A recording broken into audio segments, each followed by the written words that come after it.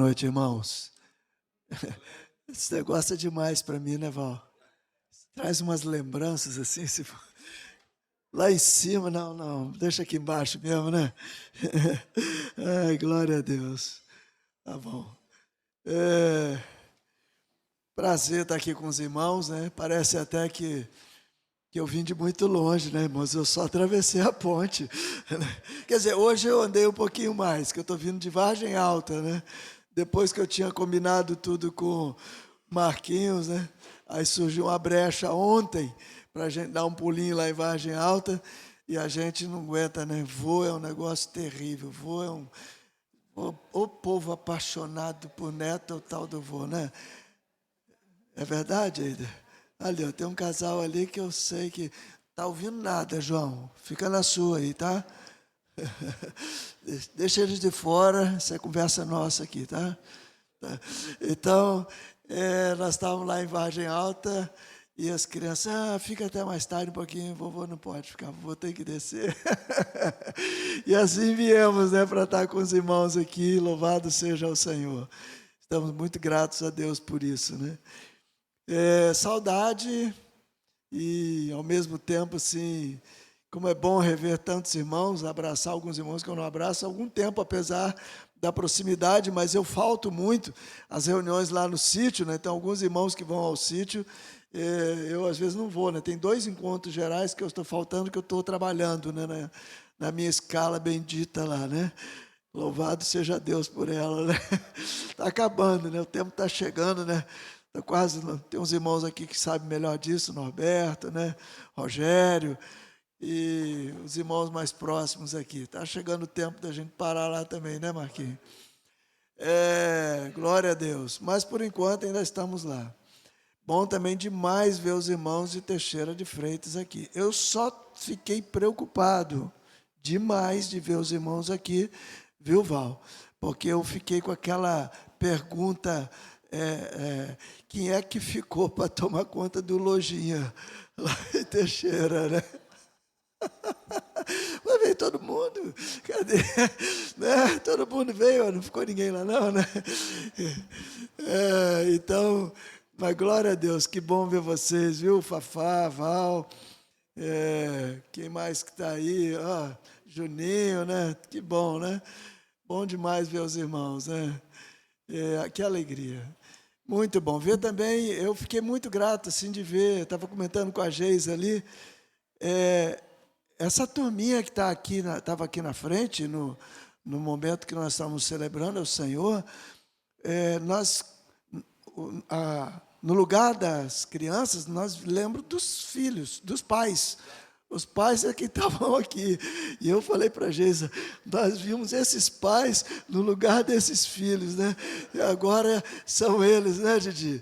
Que bênção, né? Que bênção, viu, Asaf? Você, inclusive, eu fiquei vendo, tem uns discípulos seus aqui, né? Que alinhados com a bateria, né? Você presta atenção e semeia neles aí, porque o negócio... glória a Deus por isso, né? É maravilhoso demais, irmãos. Que tremenda é a família do Senhor, né? É uma bênção de Deus, realmente. Eu não vou me delongar muito aqui falando essas coisas, apesar da saudade, da vontade. Quando a gente se vê assim, a vontade é conversar, né? Bater papo, né? É matar a saudade. Mas eu quero compartilhar um pouco da palavra do Senhor. E o que vou compartilhar, né? Compartilhar daquilo que Deus está ministrando no meu coração, né? Então, eu vou falar daquilo que o Senhor já tem me ministrado nesses últimos dias. E como eu estou lendo um pouco do Velho Testamento, eu comecei lá de Gênesis e fui até Deuteronômio, depois parei e dei um saltinho para Esdras e Neemias, porque o Senhor me falou que eu precisava restaurar algumas portas, algumas brechas. Então eu fui lá para Esdras e Neemias, né? E agora eu voltei Josué e Juízes. Eu estou em Juízes. E, ao mesmo tempo, a gente está muito envolvido, como sempre, engajado na proposta de estudar sobre o propósito, o plano eterno. Na nossa casa, a gente tem estado lá, está aqui o Eider e a Fátima, que são irmãos, os sogros do João, estão lá em casa também, e com o nosso amado Ide, né, nós estamos sendo muito abençoados pelo Ide lá em casa também. E a gente está fazendo assim um mix muito gostoso. E não posso fugir desse contexto, porque eu estou extremamente, cada vez que eu passo, que eu volto, eu caio dentro do propósito eterno, nas suas múltiplas facetas, né? A gente às vezes olha por um ângulo, olha pelo outro, mas e nem consegue esgotar o que a Bíblia nos fala sobre o plano eterno de Deus. Simplesmente porque o plano é eterno e porque Deus é eterno, ilimitado, né? Então, a nossa capacidade de enxergar é pequena diante da grandeza do projeto. Mas louvado seja Deus que didaticamente vai nos dando algumas porções e a gente então consegue ir entendendo um pouco mais cada dia. Já faz anos, né, que caminhamos juntos e ainda estamos aprendendo, né? Nós somos um time de discípulos, ou em outras palavras, de aprendizes, né, do Senhor. Então, hoje, só para variar, eu quero meditar um pouquinho no tema o plano eterno e o nosso engajamento pela oração. E os irmãos que estavam aqui hoje, que bênção, né? Ver os irmãos, eu participei de alguns encontros, estou devendo um monte, mas às vezes eu já participei até trabalhando, né? Mas às vezes eu não posso orar muito e às vezes me compromete um pouquinho também. Então, às vezes, os horários são muito apertados para mim, né? Eu hoje só tenho uma folga, literalmente falando, né? Um dia de folga depois da minha rotina, porque eu trabalho 3 dias, o quarto eu estou sempre saindo de plantão. E normalmente, como foi ontem, né? Eu saí às 7 da manhã, dormi um pouquinho e fui para Vargem Alta. Não tinha a menor condições de ir, mas eu falei, se eu não for, nós não vamos conseguir ver os netos numa outra ocasião. Então, nós fomos assim, Senhor, nos guarda, nos dá força, mas louvado seja Deus. Aquele lugar é bom demais, a gente dormiu bem demais essa noite, mas amanhã de manhã, às 5 horas da manhã, eu já estou de pé para encaixar de novo na minha escala, né? Então, essa tem sido a minha rotina, e é por isso que eu, às vezes, não consigo estar sempre com os irmãos. Mas tenho estado em oração e lá no aeroporto, né, no meu local de trabalho, já alguns irmãos já sabem disso, quando eu tenho assim um intervalinho, é uma delícia. Eu adoro orar ali. Ali é o meu cantinho de oração predileto, né? Nos horários de folga, eu, o Senhor, as estrelas, né? Eu saio caminho por ali e aí eu me lembro dos irmãos, lembro da igreja do Senhor, e eu também tenho partilhado desse desejo dos irmãos. E eu queria nessa noite, assim, enfatizar a importância disto, mas para isso a gente precisa rever um pouquinho do plano eterno. E se o plano é eterno, isso significa que ele não tem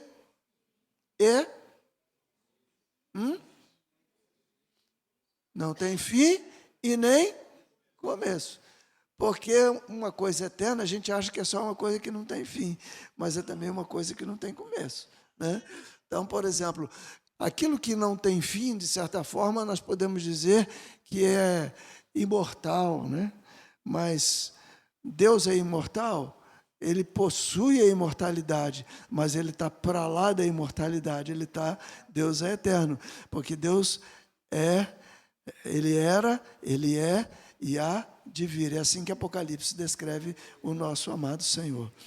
Então, se Deus é eterno e o plano é eterno, nós vamos poder ler em qualquer momento da história do universo, e particularmente na história bíblica, nós vamos poder ver o plano de Deus. Então, eu queria abrir a Bíblia em 3 trechos, propriamente. O primeiro deles é em Juízes, capítulo 2.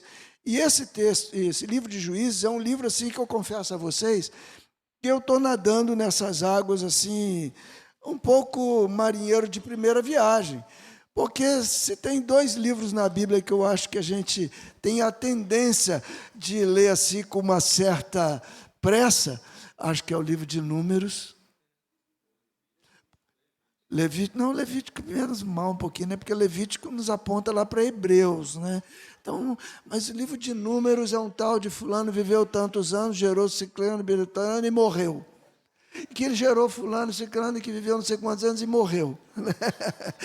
E o livro de Juízes é um livro de conflito, de crises em Israel, né? Mas olha o que nos diz Juízes capítulo 2, a partir do versículo 6.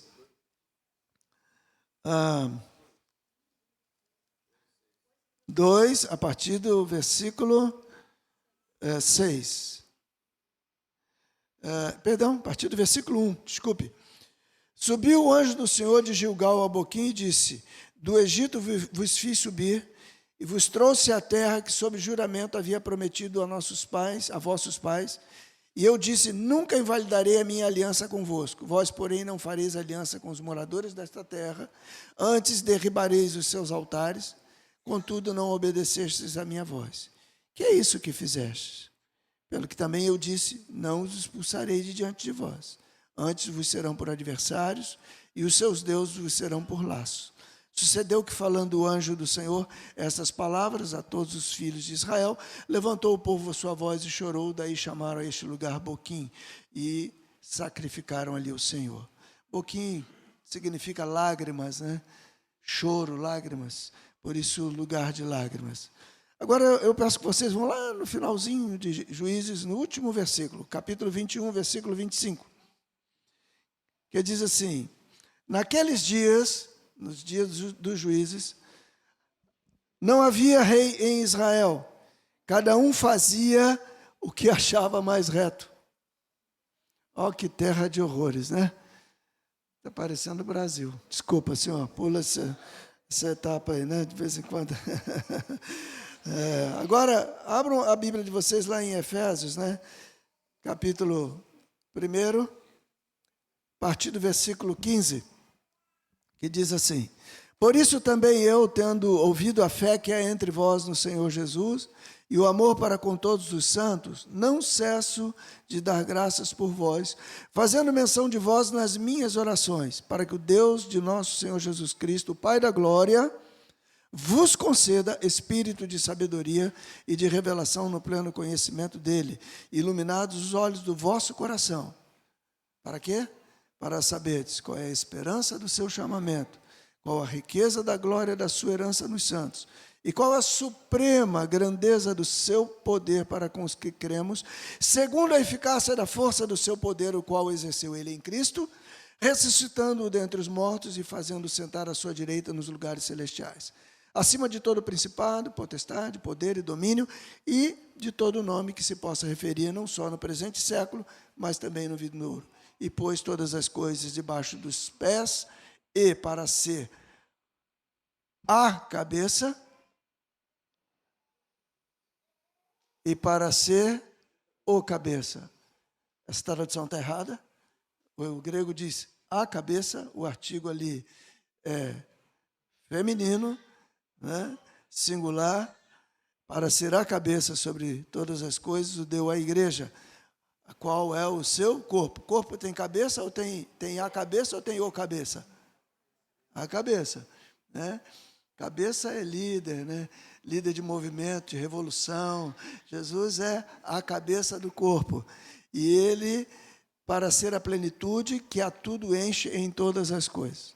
Muito bem, queridos, eu não vou poder, evidentemente, aqui falar tudo que o Senhor tem me compartilhado. Depois, se os irmãos quiserem, eu posso colocar isso no site também, se assim acharem conveniente, né?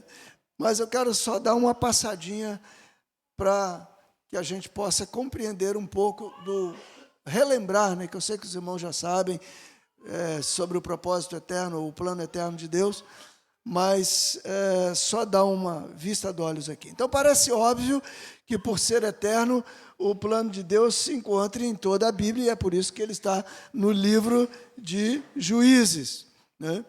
Juízes é aquele livro típico, então, do desgoverno, né, de Israel, porque Juízes está no momento em que Israel acabou de tomar a posse da terra.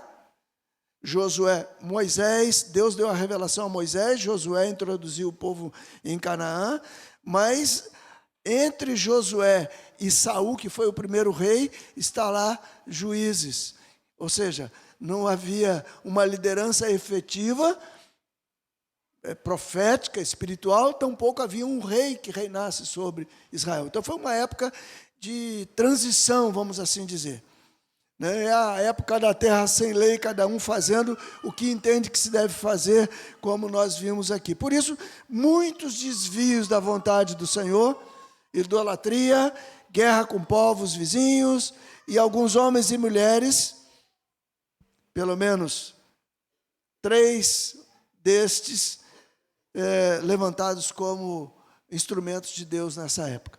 E aqui eu quero destacar 2 mulheres, Débora e Jael, que é esposa de Éber. Débora foi a 4ª juíza. Nós temos ali, se eu não me engano, 13 juízes, 6 e 7, 13 juízes ao longo deste período. E desses 13 juízes, a 4ª é Débora, a 5ª é Baraque, então a 4ª é uma mulher. E nesse período, nós temos também, um pouquinho mais para frente, ali depois de Gideão, com Abimeleque, quando Abimeleque, que é da herança de Gideão, se rebela contra a casa de Gideão, aí vem um destaque de Jael. Jael é uma mulher que ela mata o adversário de Israel, que é Abimeleque, naquele momento. Então, ela é levantada pelo Senhor para dar fim àquele caos que estava havendo naquele momento. Então, nós temos essas 2 mulheres ali. Eu não vou nem aqui entrar no destaque como ela mata, porque é bastante cruel, né? As duas são muito cruéis nisso aí, né?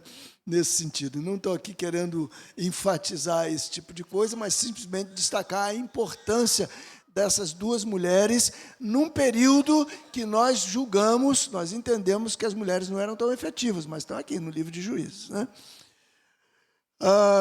E se vocês quiserem ler a história de Jael, vocês pegam lá no capítulo 9, versículo 53, vocês vão ver esses detalhes. No Novo Testamento, nós temos 4 livros que têm sido descritos propriamente com relação ao plano eterno, ao propósito eterno. Alguns irmãos já têm falado isso ao longo de seus estudos, o nosso amado Ide repete isso, mas eu vou falar aqui novamente, que esses 4 livros são Efésios, Colossenses, Romanos e Hebreus. Esses 4 livros, eles têm uma ênfase muito particular com relação ao propósito eterno. E Efésios, nós diríamos que ele trata, de certa forma, da glória de Cristo. Colossenses, da glória da igreja. Romanos, da glória do evangelho. E Hebreus, da glória da caminhada, né? Hebreus é o livro que trata dessa transição, né? Aliás, a palavra Hebreus quer dizer peregrinos, né? A ideia básica é esta, né? E é o que nós somos, né? Pedro, mais enfaticamente, ele trata dessa questão que nós não estamos, essa aqui não é a nossa pátria, nós estamos caminhando, né? Ou uma outra tradução para Hebreus é aqueles que atravessaram o rio, né? E nós estamos nessa caminhada, louvado seja Deus, né? Dessas 4, nós vamos aqui dar uma olhadinha em 2 delas, mais particularmente uma. 3 dessas 4, que Efésios, Filipenses e Colossenses, são chamadas cartas da prisão, porque elas foram escritas quando Paulo estava em Roma, né?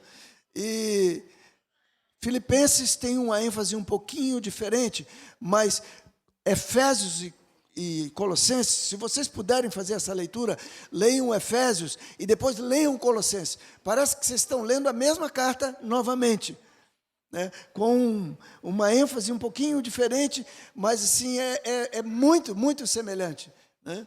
Então, porque Paulo está escrevendo, dando um aspecto particular para os irmãos de Colossos, diferente daquele que ele deu para os irmãos de Éfeso, mas a mensagem é basicamente a mesma. E dessas nós vamos, então, dar uma olhadinha aqui em Efésios. Eu queria fazer Efésios, Colossenses e Juízes, mas aí nós tínhamos que fazer uma vigília para isso aqui, né? Então, não vai dar. Então, nós vamos dar uma olhadinha em Juízes e em Efésios, né? Então, todos esses livros, basicamente, em particular, Efésios, Colossenses e Juízes, eles têm a mesma estrutura, a mesma disposição, ou, em outras palavras, o mesmo layout. a explicação do plano de ocupação com relação ao plano eterno, a mistura ou a separação com os demais povos, judeus e gentios, a manifestação de Cristo em favor do seu povo, a vocação, então, de juízes ou dos ministérios no Novo Testamento em favor do povo de Deus, chamando à santidade o seu povo o tempo todo. E isso é nada mais, nada menos do que um reflexo, uma visão, assim vamos dizer, espiritual. Por que há essa repetição? Porque a visão é a mesma. Imagina um quadro, um cenário, e você olha de um ângulo, você vê aquela imagem, você olha de outro, mas é a mesma visão. Você pode observar por ângulos um pouco distintos, mas é a mesma visão, né? E essa visão é uma visão celestial. Eu diria que tudo que nós vemos aqui nos diferentes aspectos da história é como que um reflexo, um espelho da visão espiritual. É por isso que é tão importante. Nós cantamos aqui hoje, eu acho que foi o segundo cântico que nós cantamos sobre o céu beijou a terra. Como é que é isso? Olha que tremendo, irmãos.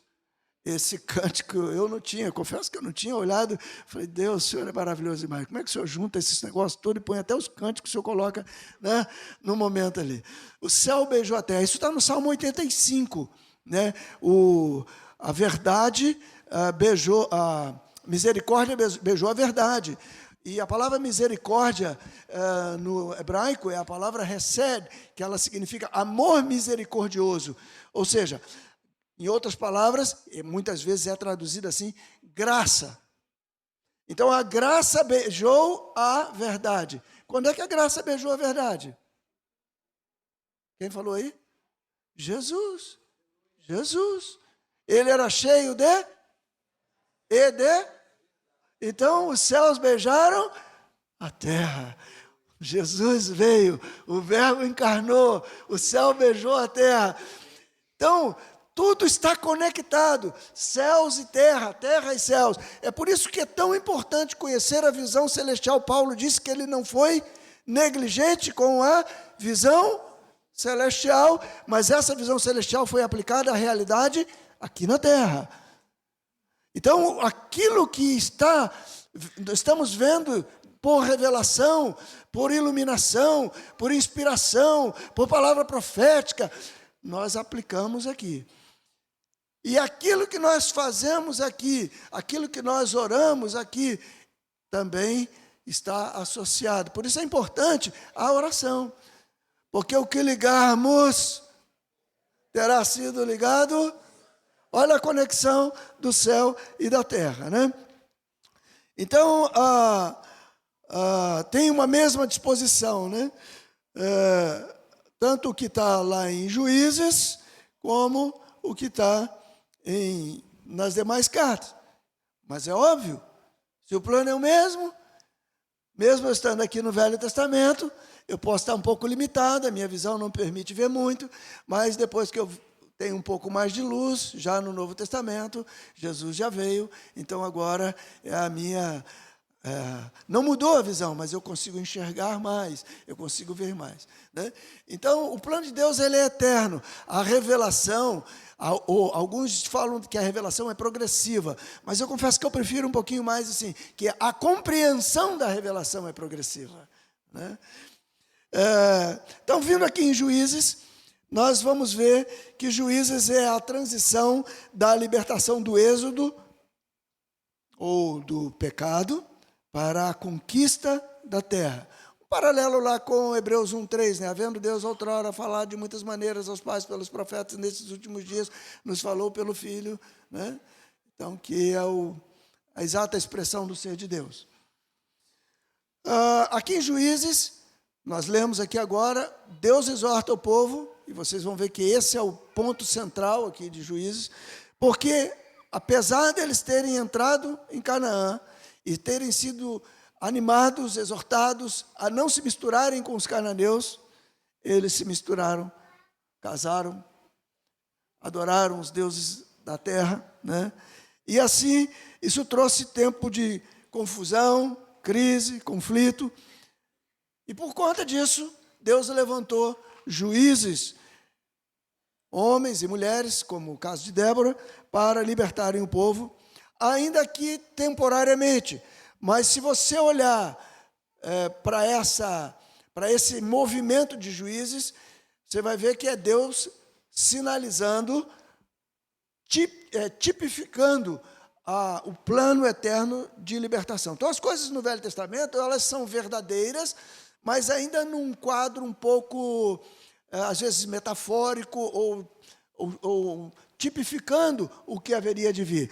Então, os juízes são levantados para libertar o povo do pecado, da mistura e, consequentemente, da idolatria. Só que eles voltavam a adorar novamente os deuses e se envolver lá com o povo. Então, eles ficavam 12, 14 anos, 20 anos e caíam de novo. Então, passava aquele sufoco, eram oprimidos, ora pelos cananeus, ora pelos moabitas, ora pelos amonitas, ora pelos midianitas. Esse povo, tudo no fundo, tem uma relação, esses três últimos, principalmente, com a origem de Israel. E assim eles iam sendo oprimidos, até que então viesse o libertador final, que é Cristo. Então eles são tipos de Cristo. Eu diria que são Cristo com o C minúsculo, né? Enquanto Jesus é o Cristo com o C maiúsculo, para revelar o mistério do plano e tornar visível a grandeza da libertação para todos nós. Então, em Cristo, o que nós vimos, estava assim, imagina que nós tivéssemos aqui uma cortina, e a gente conseguisse enxergar por trás do véu, por trás da cortina, e a gente vai tendo assim uma noção do que está atrás. A gente não sabe exatamente, mas quando Jesus vem, as coisas são descortinadas e a gente pode ter o acesso pleno, a gente pode ver plenamente. Essa palavra descortinar, tirar a cortina ou tirar o véu, é exatamente o significado de revelação. Revelar significa tirar o véu daquilo para que a gente possa enxergar o que estava por trás do véu. Então, neste período, muitas alianças sem Cristo e muitas coisas, muito esforço humano e, consequentemente, o fracasso até que viesse algo superior. Só que neste ponto, eu achei isso muito fantástico. Nós vemos algumas coisas que eu não, confesso aos irmãos, eu não tinha observado com esses detalhes assim. Vocês leram comigo aqui o anjo do Senhor, no capítulo 2, se manifestando, né? E falando ao povo de Israel. Essa expressão, o anjo do Senhor, é muito interessante na Bíblia. Ela aparece cerca de 65 vezes na Bíblia hebraica. 65 vezes, né? O anjo do Senhor, né?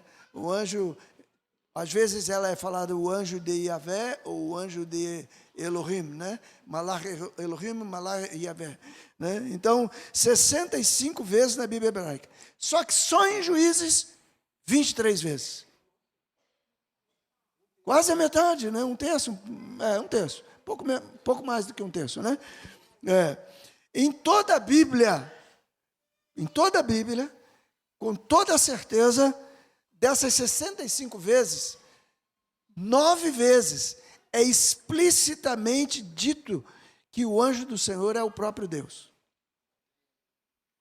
Isso, as referências estão aqui, evidentemente não dá para ler, Gênesis 16, 13, 22, 12, 22, 15 a 18, e assim vai.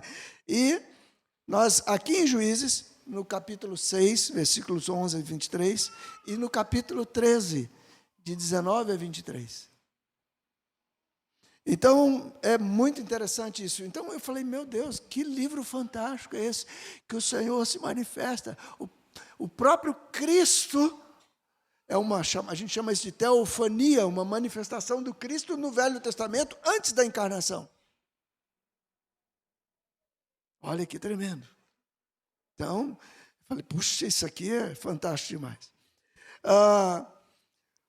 O ministério dos juízes, desses 13 juízes. Nós temos aqui 5 primeiros juízes. E alguns juízes, desses juízes, só fala assim, e fulano tinha tantos, 30, sei quantos filhos, montou 30 jumentos, e foi juiz em Israel por tantos anos, e aí veio fulano. Não fala mais nada do cara. Não é nada, só isso. Então, nós temos 5 juízes, e depois uma citação. Aí é claro que tem o primeiro juiz, que é Otiniel, que se cita mais dele, tem a citação de Jair, tem outros juízes que são um pouco mais falados, mas a ênfase recai sobre o 6º juiz, que é Gideão. Mas 6 é o número de homem na Bíblia, né? Então, Gideão, por um lado, foi um grande homem, um libertador de Israel, mas foi um homem que foi chamado por Deus para promover a libertação do povo de Israel. Ok? Aí você tem mais 6 juízes. E o 7º, sétimo é número de Deus. Lembra disso? Número 1 é a divindade, número 2 é o testemunho forte, número 3 numerologia hebraica, né? Número 1, desculpe, a unidade, número 2, Deus é um, né? Lá no Velho Testamento diz assim, porque Deus é um, né? Deus é um. A gente fala, a tradução nossa diz, Deus é único, mas no hebraico é Deus é um. Aí 2 é o testemunho forte, 3 é a divindade, é a perfeição divina, 4 é a perfeição cósmica. Aí alguns pensam em 3 por causa da trindade, mas desculpa decepcionar os irmãos, mas a gente sabe que trindade está no Velho Testamento, mas não é o enfoque do Velho Testamento. Porque o enfoque do Velho Testamento é que Deus é. Nós vamos conhecer mais sobre a trindade no Novo Testamento.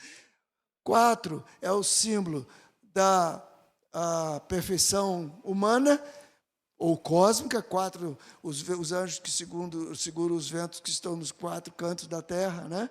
Então, nós temos os 4 pontos cardeais e tudo mais, e você fala mais da perfeição cósmica. E 4 mais 3 dá 7, que é a perfeição absoluta, vamos assim dizer.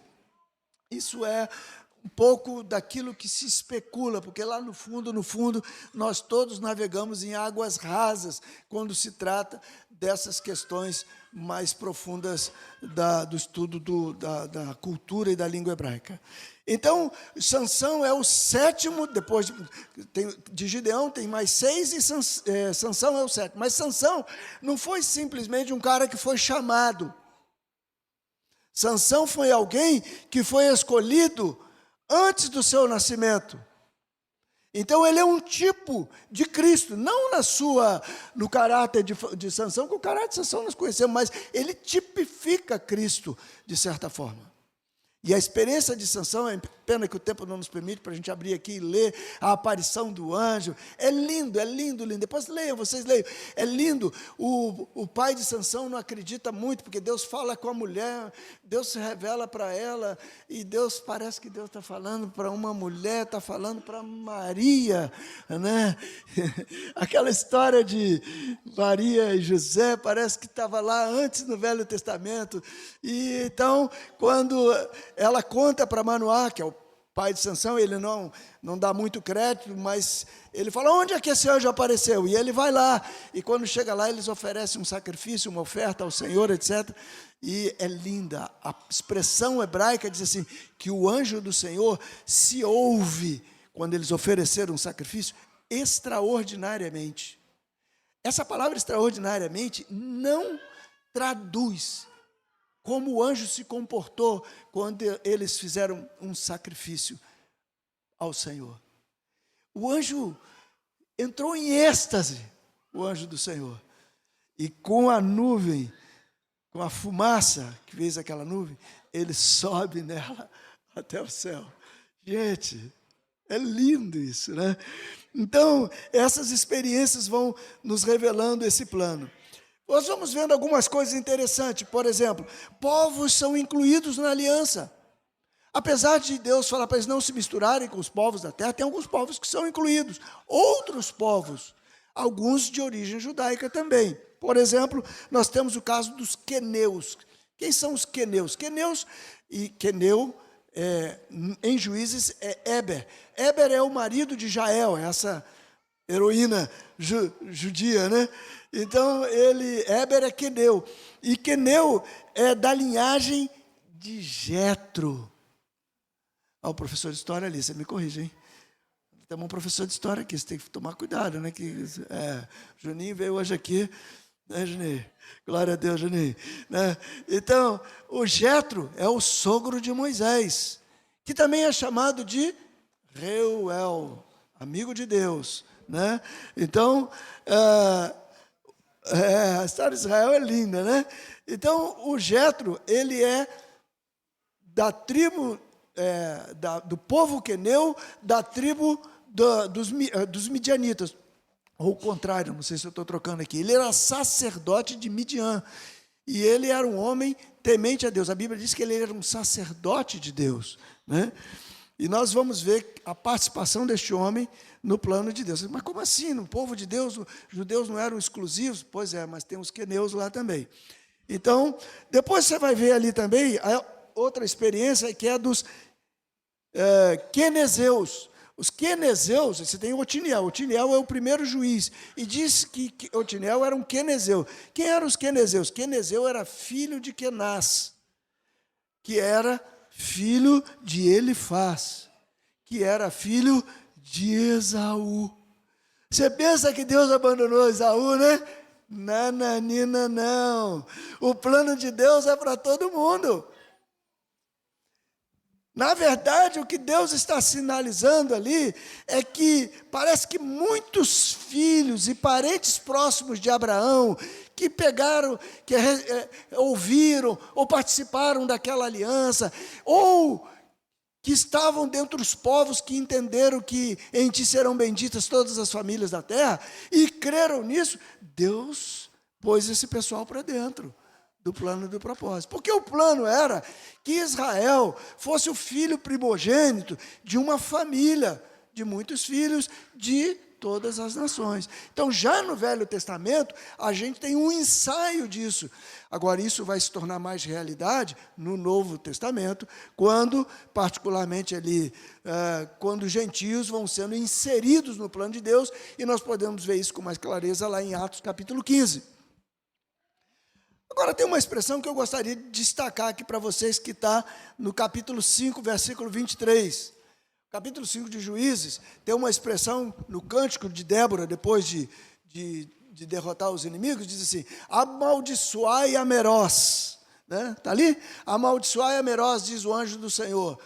Amaldiçoai duramente os seus moradores, porque não vieram em socorro do Senhor, e os seus heróis. Muito bem.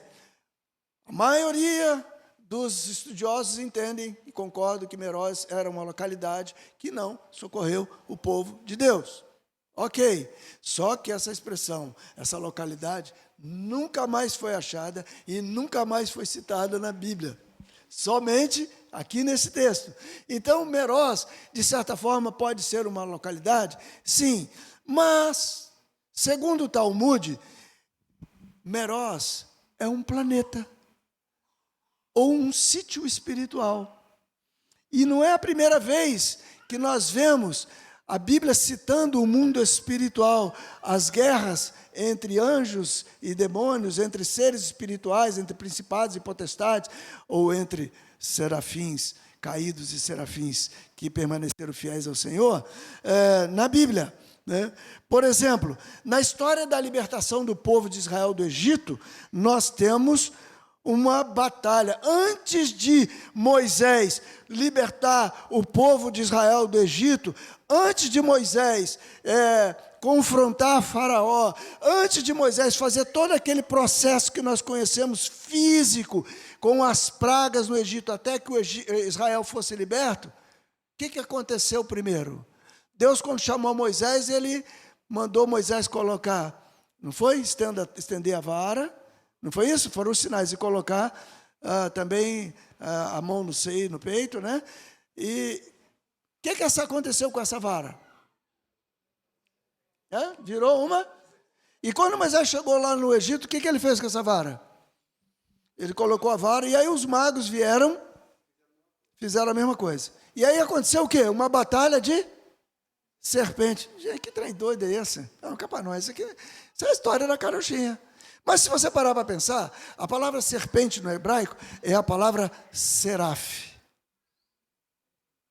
O plural em hebraico, normalmente como o nosso OS, né?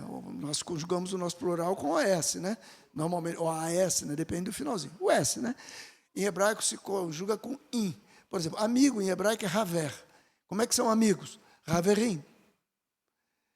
Seraf, a gente fala seraf ou seraf, né? Serpente. Como são serpentes? A mesma palavra. Por isso, alguns estudiosos entendem que quando se fala ali naquele momento, o que está ocorrendo é uma batalha entre serafins. Onde os serafim de Deus derrota os serafins do Egito, os deuses do Egito. Então, antes de haver algo físico, há algo espiritual. E pode ser que ali esta palavra esteja se referindo também a uma batalha espiritual entre o anjo do Senhor e os principados e potestades daquela terra, que não vieram em socorro, pelo contrário, serviram de oposição a Israel.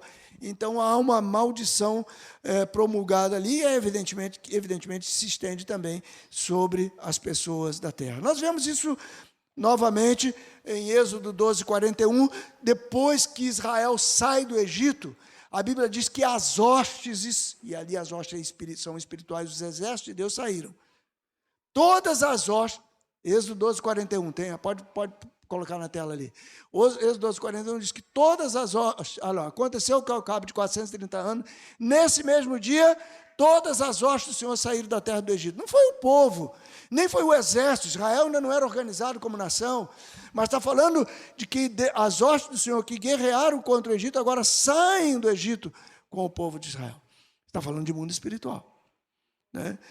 Nós podemos ler também em Daniel capítulo 10, né? E ali eu não vou nem apontar os versículos, porque é uma narrativa um pouco mais longa. Vocês sabem que quando Daniel está ali intercedendo pelo povo de Deus, ele demora um tempo e a oração dele não chega, parece, né? E aí o Senhor separa Miguel, que vem em socorro, porque disse o Miguel para Daniel que a oração já tinha sido ouvida desde o princípio, porém, o príncipe do reino da Pérsia. Então tem um príncipe, um espírito, um principado, uma potestade sobre a Pérsia e sobre as nações. Irmão, nós precisamos estar ligados nessas coisas, tá? Porque há potestades que governam sobre as nações. Só que, desde aí, meu professor de história, por favor, me ajude aqui, mas desde lá do iluminismo, do renascimento, né, nós nos tornamos muito físicos, um mundo muito racional. Tudo tem que ser comprovado cientificamente. Se não tem comprovação científica, não tem valor. Agora, quantas decisões você toma por comprovação científica? Você fala assim, mas por que você fez isso? Você olha e diz assim, eu senti que devia fazer. E fiz. Eu não estou querendo dizer que a ciência não tenha valor, mas nós passamos a superestimar a ciência e a subestimar as demais coisas. Então, o mundo espiritual, essas coisas, viraram história, conto da carochinha, ficaram lá debaixo do pano. Mas quando você pega uma literatura antiga, você vai vendo essas coisas, como elas estão presentes. E nós, povo de Deus, acabamos por nos meter em situações que parece que são só físicas, elas estão aqui, nós esquecemos que há uma correlação espiritual. Então, qual é a primeira conclusão que eu chego de tudo isso? Deus chamou um povo para ser seu sacerdote para as demais nações.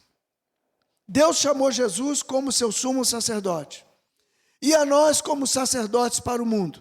Jesus é o Filho primogênito individual, assim como Israel é o primogênito coletivo. Deus inclui muitos filhos e parentes de Abraão, e até mesmo outros povos na aliança, como é o caso até de Raabe, que era uma prostituta, e vocês sabem que ela está na linhagem do Messias. E o plano vai se desenhando no Antigo Testamento, caminhando para um processo inclusivo, Da mesma forma, outros filhos que não são da descendência natural de Abraão são feitos seus filhos através de Jesus, de uma aliança com ele no Novo Testamento, né? Então, as batalhas sempre são físicas e espirituais. Refiro-me à mesma batalha. Não estou falando que tem uma batalha física e espiritual. Eu digo que numa mesma batalha, ela pode se dar no campo físico, mas também no campo espiritual. E isso está claro no livro de Juízes, e o plano então vai se cumprindo, o cerco vai se fechando. Agora, se nós formos lá para Efésios, nós vamos ver o seguinte. No primeiro capítulo de Efésios, nós vemos a descrição do propósito eterno, que ele nos escolheu antes da fundação do mundo, etc. e tal, né? E nós vemos ali que o propósito está todo descrito, tendo conhecimento do que já se passou lá no Velho Testamento. Novamente, eu gosto daquele livrinho do de Verne Frank. Quem lembra o Supremo Propósito? Lembra? Quem leu aqui? Lembra? Lembra do garotinho que estava na cerca? Lembra do garotinho? Os dois irmãos que estavam atrás de uma cerca, brincando de carrinho no chão, e aí houve o barulho de uma banda de fanfarra, se eu não me engano, tocando, e a banda vem, e aí o menino mais velho, o irmão mais velho, decide ver a banda. E tinha um coreto, lugar mais alto, ele estava atrás da cerca, e ele chama o menino mais novo, mas o mais novo está entretido com um brinquedo e não quer subir, fica ali. Aí ele vai lá para o coreto e começa a ver todo o trajeto, né? Quando a banda vai se aproximando, o mais novo fica curioso. E aí ele descobre que tem um buraquinho na cerca. E ele vai lá na cerca, põe o olho no buraco, e aí ele pode ver todo o desfile passando naquele buraquinho. Quando o irmão mais velho vê que o mais novo está interessado no desfile, pega ele, coloca aqui assim no ombro, leva para o coreto, e lá do coreto, o menino mais novo conseguia ver o que estava passando no buraquinho, o que já tinha passado no buraquinho, e o que ainda ia passar no buraquinho. Entende como é que é o plano eterno, como é que Deus vê? Eu acho essa ilustração fantástica para entender a eternidade, né? Então, quando nós vamos vendo, vamos enxergando no livro de Efésios essas coisas. Um grande erro, em minha opinião, agora aqui falo eu, Daniel, e não o Senhor, né? Mas como diz Paulo, né, eu também creio que eu também tenho o Espírito de Cristo, né? Então, é que nós estacionamos no buraquinho. Nós estacionamos no sentido de que o propósito eterno se resume a ter uma família de muitos filhos semelhantes a Jesus. E eu nem vou fazer essa pergunta aqui, que é para não constranger os irmãos.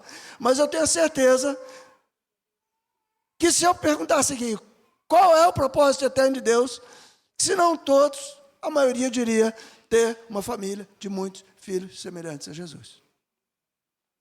E está errado? Não.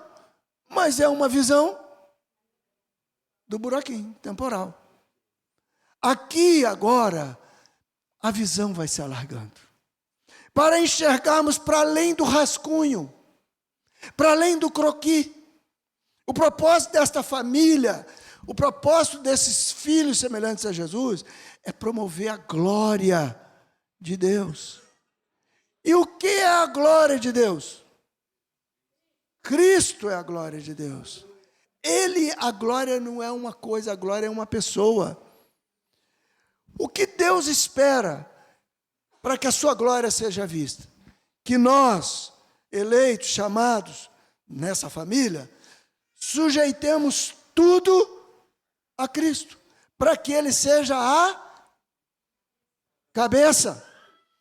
A expressão sujeitar ali é colocar tudo debaixo da cabeça, do governo de Cristo, a fim de que todas as coisas fiquem sujeitas a Ele. Isto é verdadeiramente o reino de Deus em seu sentido mais intrínseco e pleno.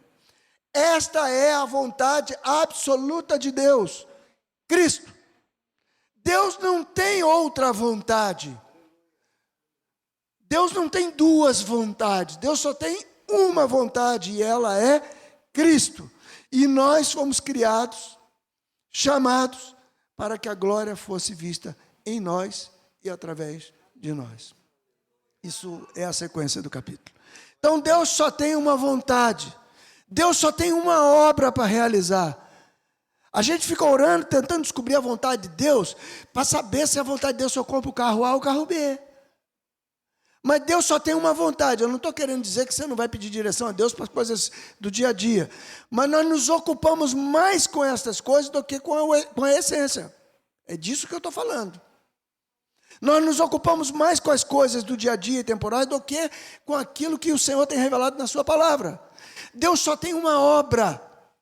Os discípulos, João capítulo 6, os discípulos perguntaram a Jesus: que faremos para realizar as obras do Pai?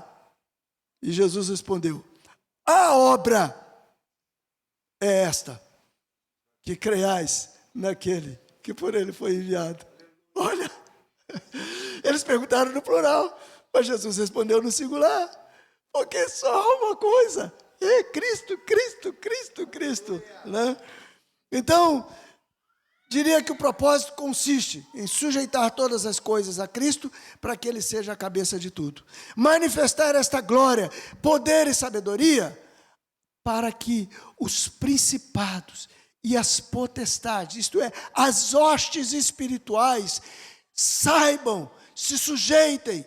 É função nossa como igreja. Aqui no versículo 10, diz assim: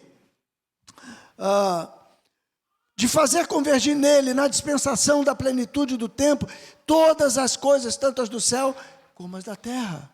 Nele, digo, no qual também fomos feitos herança, predestinados segundo o propósito daquele que fez todas as coisas conforme o conselho da sua vontade, a fim de sermos para louvor da sua glória, em quem também vós, depois que ouviste a palavra da verdade, o evangelho da vossa salvação, tendo nele também, querido, foste selado com o Espírito Santo da promessa. E no finalzinho, diz assim, do capítulo 1, fazendo sentar à sua direita nos lugares celestiais, acima de todo principado, potestade, poder e domínio, e de todo nome que se possa referir, não só no presente século, mas também no vindouro. E pôs todas as coisas debaixo dos pés, e para ser a cabeça sobre todas as coisas, deu a igreja. Quem é que vai sujeitar tudo? A igreja, o qual é o seu corpo, a plenitude daquele que a tudo enche em todas as coisas. Capítulo 2, e aí eu vou passar batido. Capítulo 2, nós temos uma descrição maravilhosa de onde nós estávamos, quem nós éramos. Nós estávamos perdidos nos nossos delitos e pecados, mas Ele nos chamou, nos vinculou nesse corpo, etc. No capítulo 3, sim, no capítulo 2 tem uma coisa importantíssima que eu não posso deixar passar de jeito nenhum, porque isso aqui, para mim, é algo que se perdeu. No capítulo 2 diz assim, versículo... pois fomos feitura dele, tá? Versículo 11, portanto, lembrai-vos, presta atenção nisso aqui, lembrai-vos quem? Os Efésios. Essa carta foi escrita para Efésios. Os Efésios, né, os irmãos de Éfeso, eram judeus ou gentios? O que é um gentio? Tudo aquilo que não é judeu. Os irmãos de Éfeso eram gentios. E Paulo agora está dizendo, capítulo 15 de Atos já passou. Até Atos 15 tem uma celeuma. Os judeus não querem receber os gentios, porque eles têm ciúme, eles acham que eles ainda são um povinho particular. O evangelho cresce ali na comunidade de Jerusalém, até que vem a perseguição. Pedro tem aquela revelação lá com Cornélio, e aí Deus vai alargando a visão e tal, até que o evangelho chega. Deus chama Paulo, viagem missionária, começa a evangelizar a Ásia Menor, e aí lá aos Efésios, Paulo está dizendo, gente, presta atenção, olha, lembrai-vos, vocês antes vêm gentios na carne, chamados em circuncisão por aqueles que se intitulam circuncisos na carne por mãos humanas. Naquele tempo, lá atrás, vocês estavam sem Cristo, separados da comunidade de Israel e estranhos às alianças da promessa. Não tendo esperança e sem Deus no mundo, vocês estavam perdidos e não tinham nada a ver com as promessas. As promessas eram para Israel. Mas agora, em Cristo Jesus, vós que antes estáveis longe, fostes aproximados pelo sangue de Cristo, porque Ele é a nossa paz, a qual de ambos fez um, e tendo derribado a parede da separação que estava no meio, a inimizade, aboliu na sua carne a lei de mandamentos, das ordenanças, para que dos dois quem? Judeus e gentios, criasse em si mesmo um novo homem fazendo a paz. Esse novo homem aqui não é o novo homem, nova criatura. Não é o novo homem que eu passei a ser. Isso também é verdade e há outros textos para isso. Aqui está falando de um homem corporativo. Porque Israel era o povo de Deus, era o representante de Deus na terra. Agora, o representante é que seja de judeus e gentios, um povo só, a barreira foi quebrada pela obra, pelo sacrifício de Cristo. E ele vai então exortando a eles, dizendo da paz, que ele criou paz para vocês, vocês agora precisam viver essa paz. E nos capítulos seguintes, 3, 4 e 5, iníciozinho do 6, nós temos ali Paulo ensinando os gentios qual é o padrão da nova relação deles. Não dá para eu entrar aqui por causa do horário, mas vocês vão ver que Paulo vai ensinando como é que vocês devem viver na vida pessoal, no relacionamento com a esposa, com os filhos, no trabalho, com o servo, o escravo. Ele dá uma geral. E por que ele dá essa geral? Porque eles agora estão sendo inseridos na aliança com Israel. Israel não precisava receber essa instrução. Toda essa instrução já tem sido dada repetidas vezes para Israel na lei de Moisés. O Velho Testamento está cheio de instrução para o povo, como é que deve criar filho, como é que deve... Pega lá, né, Deuteronômio, pega lá, Deuteronômio 8, pega Números, você vai ver a instrução de Deus, por exemplo, como deve criar um filho. Mas o gentil, ele está vindo da bagunça. Ele veio desordenado. Família, imagina que agora a gente evangelizou aqui um chefe, chefe da tribo lá, não sei de onde, o cara tem 30 mulheres e se converteu. O que você vai fazer com ele? Eu sei o que vai fazer, o que nós faríamos. Nós não íamos evangelizar. Porque a gente tinha medo de resolver esse pepino. Porque é muito pepino para o nosso caminhão. Mas a verdade é que não é assim que funciona. Os irmãos estão pregando lá, tem testemunhos do nosso irmão Evaldo, falando de muçulmanos que estão se convertendo e vêm com tudo, com a pepinada toda. E você deixa ele pregar? Está aqui, Paulo pregou aos gentios, eles estavam enrolados. Mas aí ele começa agora, primeiro ele anuncia Cristo, e depois ele vai ordenando este povo. Então,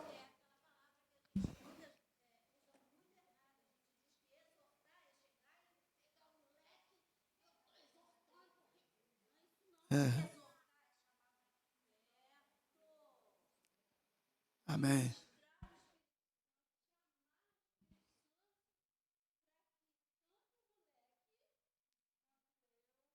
Moleque, amor.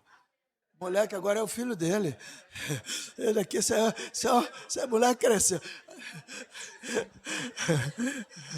A gente está ficando velho mesmo, Azaf. Leva mal não, tá?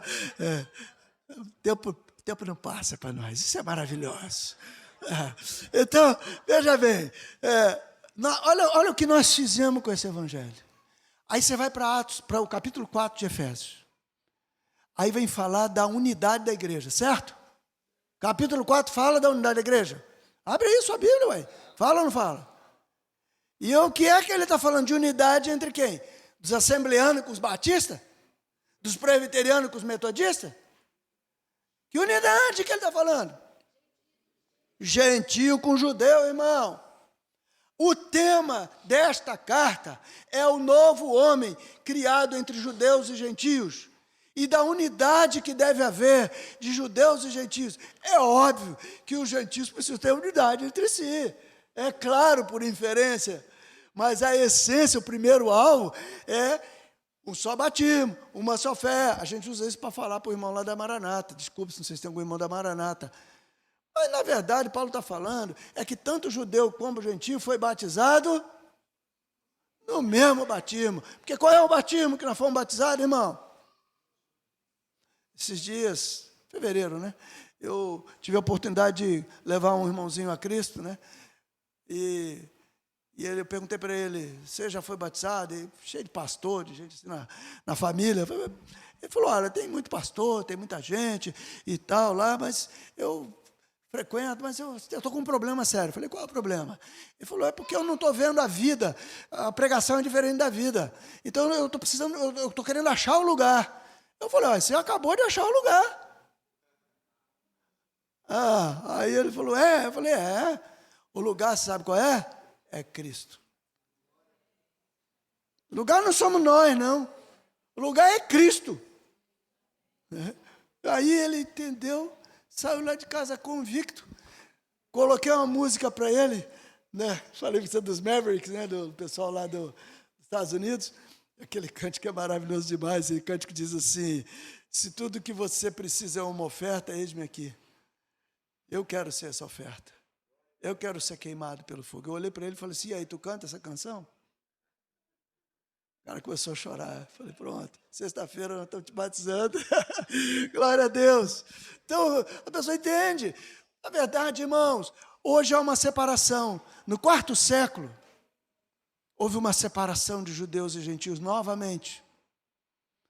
Quando o catolicismo romano, através de Constantino e Teodósio, separaram a igreja, o Império Romano se tornou cristão por decreto, né? Como se fosse possível, né? E aí foi expurgando os judeus do cristianismo. O judeu se tornou coisa maldita.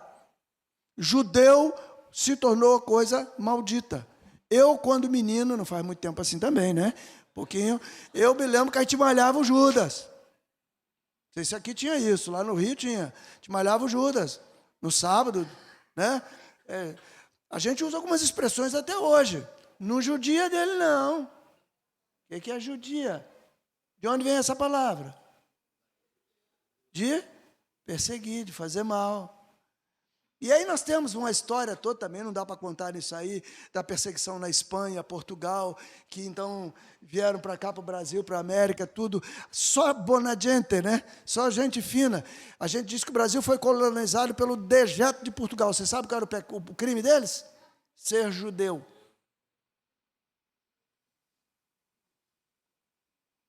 Tomé de Souza, o primeiro governador-geral do Brasil, era judeu.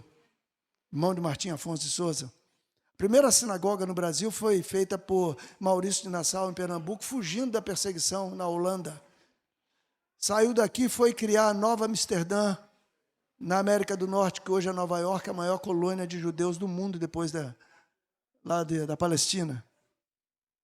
Mas os judeus estão lá vivendo, e nós aqui estamos achando que agora nós somos o Israel de Deus.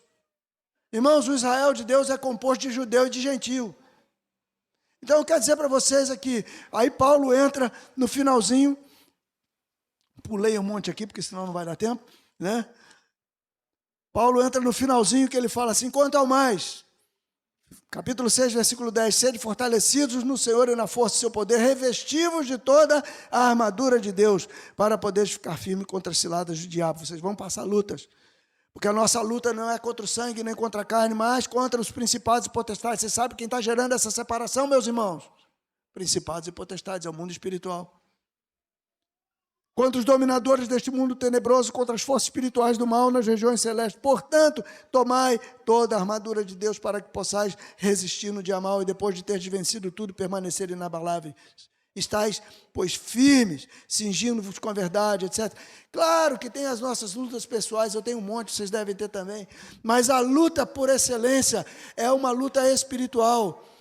O diabo não quer que os judeus e os gentios andem juntos. Porque o dia que os judeus se converterem, e esse homem corporativo for levantado, a volta do Senhor é iminente. É iminente. Então, sabendo disto, tomai toda a armadura de Deus. Vamos pelejar essa batalha. Louvado seja Deus pelos irmãos que estão orando pelos enfermos e continuem a orar pelos enfermos, continuem a clamar pelas coisas de... Mas eu digo a vocês, orem pela conversão de Israel. Orem pela conversão daqueles palestinos, que tem muito palestino lá se rendendo a Jesus. Lá, agora, na faixa de Gaza. Orem por aquele Oriente Médio, orem por nós aqui, orem pelas coisas que Deus quer fazer. Deus está preparando o seu povo. O irmão aqui, quem foi que citou sobre a visão dos netos do Ivan Baker? O André falou sobre as visões do irmão, né? Irmãos, eu não sei quantos assistiram o vídeo está disponível para quem quiser assistir, né? Vocês viram lá, né, na live lá do Marcos Moraes, e tem outros vídeos, né, deles também. Irmãos, ele falou que ele escreveu em hebraico, na verdade ele escreveu em árabe. Foi em árabe. E ele, quando acabou de escrever que ele voltou a si, o primo dele que estava na outra casa, do outro lado, falou para ele, e ele aos prantos já, falou para ele olhou para ele e falou assim, o que aconteceu? Ele falou assim, leia os teus escritos aí. Quando ele olhou, ele falou assim, eu escrevi isso? E uma coisa me marcou, tem nos marcado, a minha Geisa. Esse irmão fala palavras de Deus nessa revelação, que a tribulação será mais emocional do que física. Irmãos, eu não tenho dúvida que nós estamos vivendo tempos de tribulação física. Uma das palavras que Deus dá, agora eu não lembro qual o capítulo e versículo, mas é no livro de Daniel, que no final dos tempos ele magoará os santos. Essa palavra magoará é exaurir a mente. Essa é a ideia. Irmão, nós estamos vivendo um tempo de mente exaurida. Eu falo por mim. A gente está cansado, esgotado, ansiedade, pressão. Ou não está? Então, meu papel hoje aqui é, com a graça de Deus, te ajudar a enxergar isso.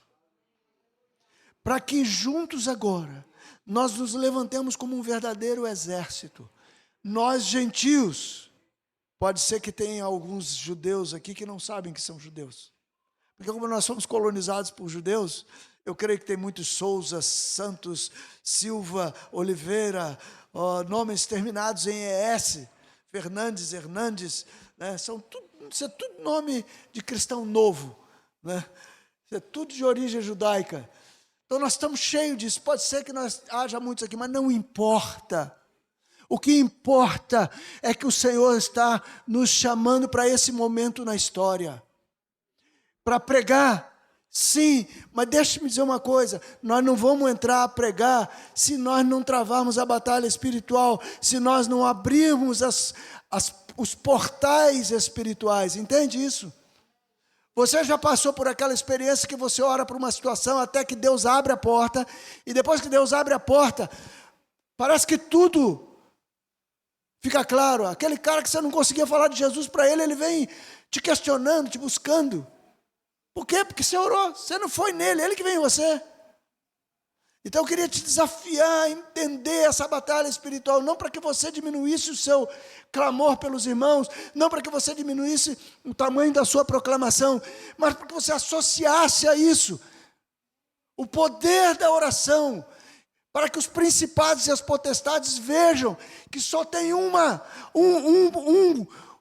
nome que se nomeia entre todos os nomes, que assim como a serpente de Moisés engoliu aquelas serpentes dos magos, esses principados e potestades se dobrem e se sujeitem diante do Rei dos Reis agora, daquele que veio como anjo do Senhor, mas que hoje nós sabemos que é Jesus, o Filho, o segundo da Trindade, né? Jesus, o Filho, aquele a quem a Trindade decidiu, o Conselho Celestial lá reunido, o Pai, o Filho e o Espírito Santo.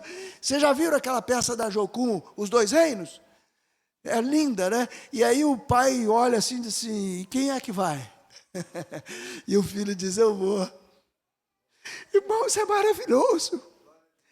E ele se despe na peça, tira a sua coroa, tira a sua túnica, a sua capa. E eu assisti aquela peça 200 vezes, sei lá quantas, e eu chorei todas elas. E ele vem para ser crucificado, para pagar pelos nossos pecados, para nós ficarmos aqui discutindo se a gente tem paz no coração para comprar a casa nova ou não. E nós dizemos, Colossenses 3,15, seja a paz de Cristo hábito nos nossos corações. Como é que eu vou saber se é a vontade de Deus? Eu tive paz para fazer, eu fui lá e fiz. Aí, de repente, quem é que já não teve paz aqui e não quebrou a cara? Eu já fiz várias vezes. Porque o que a Bíblia está dizendo é que o ponto é a paz na igreja. E diz lá, você pode ler lá, Colossenses 3,15, entre os gentios. Qual também foram chamados em um só corpo, e sede agradecidos. A paz de Cristo, quando a igreja tiver essa paz, que excede todo entendimento. Só que nós trouxemos para o nosso campo pessoal. Para tomar uma decisãozinha para saber se tem que fazer isso ou aquilo. Irmãos, sabe qual é a diferença? Eu já falei isso aqui. E falo de novo. Quero muito viver porque quero ver meus netos crescerem, tá? Mas sabe qual é a diferença entre eu viver e eu morrer? Qual é a diferença de eu ficar... ter uma recidiva de câncer e eu não ter? Nenhuma. O que me importa é que é Cristo, ou não é? Só que nós dizemos para o irmão, você vai ter a vitória. Como se a vitória fosse a cura. É claro que a gente quer ser curado, e quem não quer? Esse negócio transparente aqui é fogo, né, cara? Pintar ele da próxima vez, né? Então, eu quero ser curado, você quer ser curado? Eu encho a paciência do Norberto lá. O que eu tenho que fazer, Norberto? Eu quero. Mas sabe qual é a diferença, ver realmente? É nenhuma. Como diz um irmão, né? Já falei sobre isso aqui. Não sei se aqui ou lá em Vila Velha. Um pastor amigo meu, na Covid, ele pegou Covid e aí ele teve trombose. E os irmãos estavam orando por ele e disseram para ele, pode operar, que nós estamos orando, Deus vai te dar a vitória. E ele falou, que Deus vai dar a vitória, eu sei. Se eu voltar, vocês vão ver a glória. Se eu não voltar, eu verei a glória. A glória é a glória. Entende? Não é para você parar de orar por enfermo, não. Eu continuo orando. Eu oro por cura, continuo orando. Mas eu quero que a gente entenda qual é a essência desse evangelho. E só para terminar, a última vez que eu fui ao Paraná, em março, contei isso para o Marquinhos, né? Permita que Marquinhos repetir. Eu estive lá com um irmão que é de Pedro Leopoldo. Alguns aqui talvez conheçam, Toninho e Tereza. Conheceu, Val? Toninho e Tereza, companheiros de Juarez e Sueli. E esse casal está lá em Cascavel. E a última vez que eu fui em março a Cascavel, vi Felipe, meu filho, eu fui também fazer uma visita, estou desenvolvendo uma amizade com o Saulo, aquele querido presbítero, irmão lá de Cascavel, muito, muito, muito precioso. E o Saulo, então, de repente a Júlia entra e fala, ó, nós estamos numa situação, o irmão Antônio está passando isso, está com uma síndrome raríssima e tal. E contou a história lá, e nós ficamos, eu cheguei em casa, falei para Felipe, rapaz, tem um tal de Antônio aí, o cara está mal, hein? Tá assim, rapaz, o Saulo falou, ele falou, pai, é o Toninho, lá de Pedro Leopoldo, é ele que te manda sempre lembrança, abraça. Eu falei, meu Deus, eu não associei. Rapaz, eu preciso visitar esse cara. E fui no hospital. Quando eu cheguei lá para visitar o Toninho, está o Toninho 40 quilos mais magro, nessa posição fetal, de fraldão, mas lúcido. Lúcido. Aí eu falei, tive que vestir aquele aparato todo, doença, isolamento, né? E aí, poxa, foi bom demais vê-lo. E ele falou assim, Daniel, eu quero que você saiba que eu tive uma visão com Deus. Eu falei, é mesmo, pai? E aí eu parei de ser o cara que ia falar e passei a ouvir, né? Ele falou, olha, eu estava no centro cirúrgico e, de repente, eu me vi saindo do corpo. E vi quando os médicos começaram a correr para um lado e para o outro para me socorrer. Olha os batimentos, olha isso, está caindo a pressão, tá não sei o quê, papapá e tal. E eu, de repente, eu olhei assim e vi o Senhor. Ele disse, você imagina um lugar lindo e uma paz maravilhosa. E ele veio me receber. E eu falei, estou partindo, né? Estou indo, né? E aí fui, mas estava bom demais. E aí ele me chamou e falou assim, olha, eu vou te mostrar a minha bondade, a minha fidelidade e a minha misericórdia. Eu comecei a chorar. Eu não tinha o que falar para aquele irmão. Depois ele falou assim, agora eu vou te mostrar o Espírito Santo. Depois ele falou assim, agora vem cá que eu quero te mostrar a minha noiva. Está vendo ali a minha noiva? Que ela é minha noiva. Mas ela está distraída. Ela está distraída. Ela não está entendendo o momento que ela está vivendo. Aí ele falou, você vai ter que voltar. Porque eu tenho algo a realizar. Através de você. Aí ele falou assim, mas o senhor não vai me curar? Eu disse, por enquanto não. E aí ele se viu novamente entrando no corpo. E novamente os médicos, vamos, recuperamos ele, recuperamos. Olha o batimento, olha a massagem, isso aqui, papapá. E aí ele voltou. Enquanto conversávamos, chegou a enfermeira e falou, senhor Antônio, o senhor está em jejum? Tomou café da manhã? Tomei. A Tereza então falou assim, tomou, mas vomitou tudo. Ela saiu. Daqui a pouco veio a médica. Falou para ele, seu Antônio, que bom que o senhor está em jejum então. Que nós vamos ter que abrir o senhor de novo. Eu estava lá. Vazou tudo aí para a cavidade abdominal, nós vamos ter que fazer uma limpeza. E a Tereza falou assim, de novo, vamos começar tudo de novo. Ele falou assim, calma, amor. Mas, Senhor, assim, o senhor já falou comigo. Ele falou, não, estou pronto, podemos ir. Semana passada eu recebi. Eu passei uma mensagem para ela, né? Que eu comecei a orar com ela, participar do grupo. De repente ela mandou uma mensagem agora, semana passada. E ele falando comigo, sentado na cama em casa.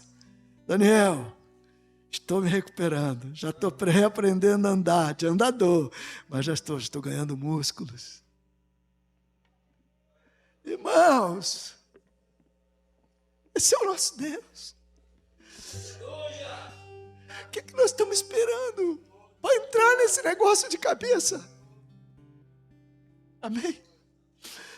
Eu sei que você tem que comer amanhã, você tem que trabalhar, eu tenho que trabalhar, você tem que vender seu carro, temos todas coisas para fazer, você tem seu cliente para atender, não importa. Mas nós temos um projeto que veio desde lá dos Juízes e chegou a nós. E o que a gente vai fazer com esse negócio? Então, meu amado, minha amada, eu sei que é muito pouco, mas eu estou começando a orar um pouquinho mais. Minha esposa está começando a orar um pouquinho mais. Nós estamos começando a repartir essas coisinhas assim, umas sementinhas de Deus. Que o Espírito Santo ministre o teu coração nessa noite. Que saiamos daqui, não só com uma palavra, mas que saímos daqui com uma disposição verdadeira. Amém? Vamos orar ao Senhor. Pode. Não existe nada melhor do que ser amigo de Deus. Caminhar seguro na luz, desfrutar do seu amor, ter a paz no coração, viver sempre em comunhão e assim perceber a grandeza do poder de Jesus, o bom pastor.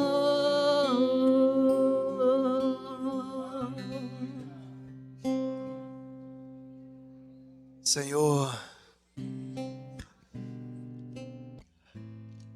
nós nos arrependemos. Tem misericórdia de nós, porque nós amamos ao Senhor, mas não amamos tanto quanto devíamos. Nós conhecemos ao Senhor, mas nós não nos empenhamos nesse relacionamento contigo. Nós sabemos qual é o projeto, mas nós não trabalhamos para esse projeto efetivamente. Tantas coisas contaminam o nosso dia a dia, à semelhança daqueles povos que se permitiram, do povo de Israel que se permitiu misturar com as coisas daquela terra. Senhor, nós somos cidadãos de uma nova terra, de um novo céu. Nós pertencemos a uma nova pátria. Nós fomos chamados para isso. Por favor, Senhor, nesta noite, não só nos enche, mas sacramenta, marca cada um de nós com uma marca genuína para a eternidade. Para que saibamos não somente a nossa identidade, mas para que saibamos a razão do nosso chamamento. Enche a tua igreja, constrange o teu povo a ti, porque o teu amor nos constrange. É verdade.